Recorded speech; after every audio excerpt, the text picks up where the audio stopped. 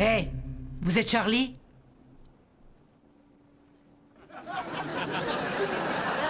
Peut-être. Qui le demande? Je suis Daisy, votre traiteur. Vous êtes la sœur de Bertha? On a la même mère, le père, c'est moins sûr.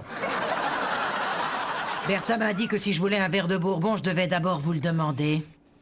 Oui, je vous en prie, servez-vous. Merci. Normalement, je ne bois jamais avant midi, mais comme c'est pas évident en ce moment, je me laisse tenter. Oh, c'est pour ça qu'on a inventé le Bourbon. Marie m'a quitté pour une autre femme. Vous savez comment je l'ai appris? Pour vous dire la vérité, Oh, du calme, c'est de la rhétorique. Ils m'ont fait un petit signe de la main par la portière de la caravane. C'est moche et triste. Oui, c'était une caravane extra large que j'avais depuis 11 ans.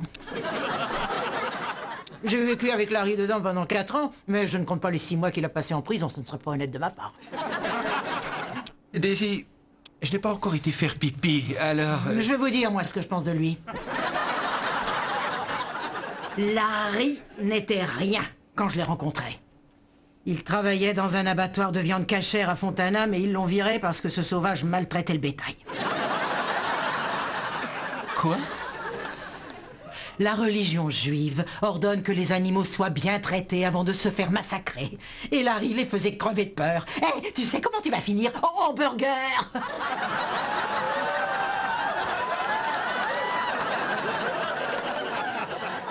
Il était au chaume-du, j'ai eu pitié de lui et je l'ai pris dans ma caravane. Je lui ai payé une moumoute, des lentilles de contact, des fausses dents. Et ce salopard m'a plaqué pour une petite coréenne qui est manucure et qui passe sa vie à se limer les ongles entre 2 rendez-vous. Vous lui offrez une moumoute et des dents et il se barre avec une manicure, c'est dégueulasse. Connaître qu'elle était sexy. Elle s'aspergeait de spray auto-bronzant et elle se piquait au botox.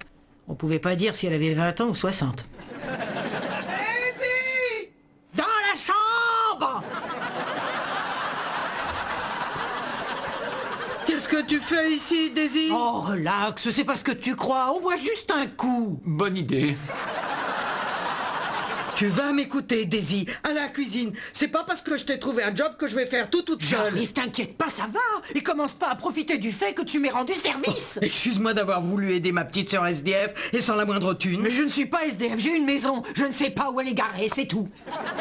Et je ne serais pas fauché si tu ne m'avais pas volé la part d'héritage qui me revenait. Quel héritage? Il y avait que des boîtes de chaussures remplies de violacets, des billets de loto perdants et des flacons d'insuline. Ah tiens, mais j'étais pas au courant pour l'insuline.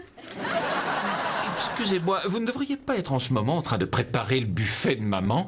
Je vais... Coucher, Charlie. Daisy, j'en ai marre que tu insinues que je t'ai volé le peu de choses que maman m'a laissé. Elle ne t'a rien laissé du tout. Tu as été la première à passer chez elle, son corps à peine refroidi. Et toi, où est-ce que t'étais? Dans un ashram, dans l'Oregon? J'étais allé voir mon gourou pour qu'il m'apprenne à canaliser mes émotions. Je t'en prie, t'étais dans les bois à t'envoyer ton gourou. Je propose qu'on fasse des champignons en salade. Tout le monde adore ça. Tu vois, c'est ça le problème de ta vie, ma pauvre Daisy. Tu t'intéresses qu'à des ratés. Tu les installes chez toi, tu les remets sur pied, et ensuite ils te larguent pour une poufiasse. Ah, tu es jalouse, Bertha, parce que tu n'as jamais connu l'amour, toi. Ah oui? Et ça t'a amené où de connaître l'amour? Dans un squat, t'as plus de mari, et tu vis sous une tente là où était garée ta caravane. Je te jure, Bertha, un mot de plus et je t'arrache la langue. Allez, allez, c'est pas La chatte! raison. Oh, ça suffit.